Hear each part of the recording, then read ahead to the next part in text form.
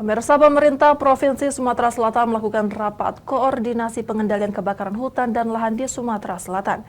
Rakor ini dalam upaya membangun kolaborasi antar stakeholder di wilayah rawan karhutla memasuki situasi puncak musim kemarau saat ini.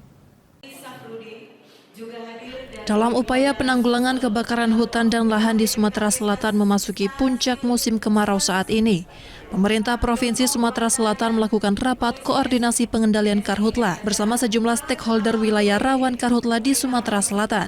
Rapat koordinasi yang melibatkan sejumlah stakeholder dari beberapa wilayah karhutla ini agar segera membentuk pos komando Satuan Tugas Siaga Darurat Bencana Asap akibat kebakaran hutan dan lahan serta masih berlangsungnya musim kemarau tahun 2024 di Provinsi Sumatera Selatan.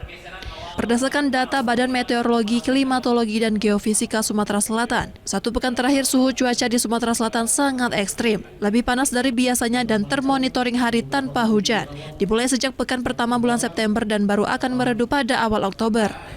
Sejumlah satuan tugas kebakaran hutan dan lahan yang terdiri dari TNI dan Polri memaparkan situasi saat ini, di mana berdasar data per Januari hingga September saat ini, tercatat ada sekitar 2.550 hotspot yang didominasi lahan terbakar terbesar berada di Kabupaten Musi Banyuasin, disusul Muara Enim, Musirawas, Muratara, dan Kabupaten Banyuasin. Situasi saat ini menyikapi kondisi masih adanya lahan yang terbakar, kemudian cuaca yang masih cukup panas ini untuk kita semakin meningkatkan kewaspadaan, baik itu Satgas, provinsi maupun yang ada di sampai tingkat kabupaten, tingkat kecamatan dan tingkat desa.